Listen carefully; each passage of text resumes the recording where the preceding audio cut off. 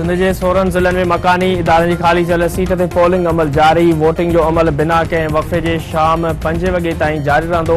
26 union काउंसिलनि जी सीटुनि ते 116 उम्मीदवारनि मैदान में लथल। 182 पोलिंग स्टेशनूं क़ाइमु। कराची जे 5 ज़िलनि में चेयरमैन, वाइस चेयरमैन ऐं काउंसिलरनि जी 9 सीटुनि लाइ पोलिंग। पीपल्स पार्टी, जमायत इस्लामी ऐं तहरीक इंसाफ़ समेत 54 उम्मीदवारनि में मुक़ाबिलो। सिक्योरिटी जा इंतज़ाम सख़्त। इलेक्शन कमीशन तरफ़ां शिकायतुनि लाइ कंट्रोल रूम क़ाइमु। इसराइली फ़ौज गज़ा ते तारीख़ जो सभ खां वॾो हवाई हमिलो। अल मग़ाज़ी कैंप में मासूम ॿारनि समेत 51 फ़लस्तीनी शहीद फ़लस्तीन जो अंग 9488 थी वियो। 6360 ॿारनि ऐं 1891 औरतुनि समेत ज़ख़्मी जो अंग 24158 खां वधी वियो। इसराइल जो उत्तर गज़ा ख़ाली करण लाइ अॼु 24 कलाकनि लाइ मोहलत ॾियण जो ऐलान। यहूदी फ़ौज हज़ारे बेघर फ़लस्तीनी पनाहगाह बणियल गॾियल क़ौमुनि जे अल-फ़ौरा स्कूल ते बि बमबारी कई। इसराइल तरफ़ां हमास जे अल-क़साम ब्रिगेड्स खे शदीद नुक़सान पहुचाइण जी दावा। इसराइल जे बचाव वारे वज़ीर जो चवणु आहे त हमलनि में हमास जा 12 कमांडर मारिजी विया। हमास जे मवासिलाती मर्कज़, बंकर्स ऐं सुरंगनि जो नेटवर्क तबाह कयो वियो आहे।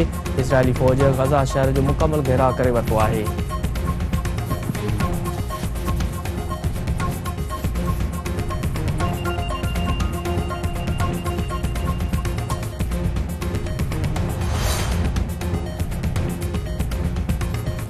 इसराइल के अमरीका की हिमायत जारी। ब्लिंकन अरब मुल्कनि जा गज़ा जी जगबंदी जो मुतालबो रद्द करे छॾियो। उर्दन में अरब मुल्कनि जे परॾेही वज़ीरनि जी गोलमेज़ कॉन्फ्रेंस थी।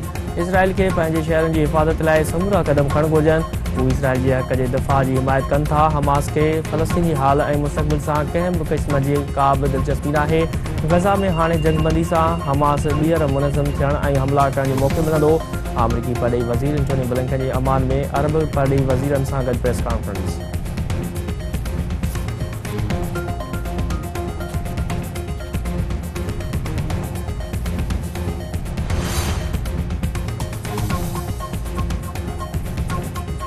मुल्क के मुख़्तलिफ़ शहर में अफ़गान समेत ॿियनि परॾेहिनि ख़िलाफ़ छापा हणी गिरफ़्तारियुनि जो सिलसिलो जारी। कराची में वधीक 59 गैर क़ानूनी अफ़गान शहरी चमन बाड़ रवाना।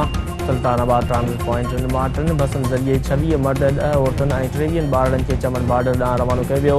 हुकूमती डेड लाइन ख़त्म थियण बाद कराची में 2 ॾींहनि दौरान 320 अफ़गाननि खे चमन बार्डर मुंतक़िल कयो वियो। इस्लामाबाद, कराची, लाहौर, पेशावर, कोयटा ऐं लाड़काने समेत मुख़्तलिफ़ शहरनि में छापा हणी अफ़गाननि खे गिरफ़्तार कयो वियो।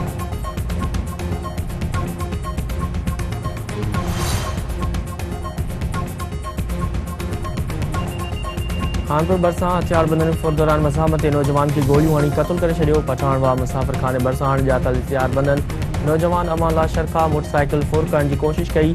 नौजवान मज़ाहमत कई त जवाबदारनि गोलियूं हणी क़त्ल करण बाद फायरिंग कंदा फरार थी विया। रानीपुर में मुबैना पुलिस मुक़ाबलो। एक ॾोहारी ज़ख़्मी हालत में गिरफ़्तार। ज़ख़्मी ॾोहारी जे मलूक जोड़े जो तौर सुञाणप। अस्पताल मुंतक़िल। पुलिस जो चवणु आहे त गिरफ़्तार जवाबदार ख़िलाफ़ केतिरा ई केस दाख़िल आहिनि। वधीक जांच कई पई वञे।